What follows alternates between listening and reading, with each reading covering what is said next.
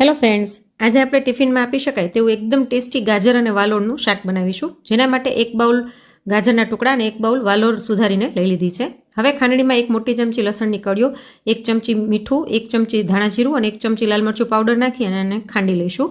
તો આપણી લસણની પેસ્ટ બનીને તૈયાર થઈ ગઈ છે. 1 મોટી ચમચી જેટલી આ પેસ્ટ છે અને તાજી ખાંડેલી લસણની પેસ્ટનો સ્વાદ ખૂબ જ સરસ આવે છે. હવે અહીં 1 ટમેટું ઝીણું સુધારીને લઈ લીધું છે. તેમાં 6 થી 7 લીમડાના પાન, 1 સુધારેલું મરચું અને 2 થી 3 ચમચી જેટલું લીલું લસણ નાખી દઈએ.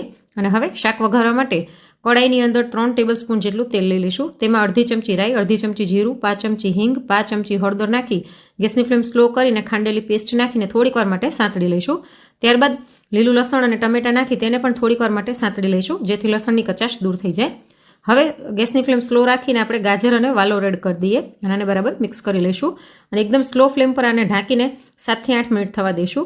8 મિનિટમાં આપણું શાક સરસ ચડી ગયું છે. આપણે ગાજરને ચેક કરી લઈએ. અને હવે આની અંદર આપણે મસાલા કરી લઈશું. 1 ચમચી ધાણા જીરું, 1 ચમચી લાલ મરચું, 5 ચમચી ગરમ મસાલો અને અડધા કપ જેટલી કોથમીર નાખી અને આને બરાબર મિક્સ કરી લઈશું. તો ખૂબ જ ઝડપથી બની જાય એવું અને ટિફિનમાં આપી શકાય એવું ગાજર વાલોરનું શાક બનીને તૈયાર થઈ ગયું છે. તો ગરમા ગરમ શાકને આપણે ટિફિનમાં સર્વ કરી દઈએ. જે લોકોને વાલોર નહીં ભાવતી હોય એને પણ આ રેસીપી જરૂરથી ભાવશે. તો એક વખત જરૂરથી ટ્રાય કરજો. આની ડિટેલ રેસીપી મારી યુટ્યુબ ચેનલ પર આપેલી છે.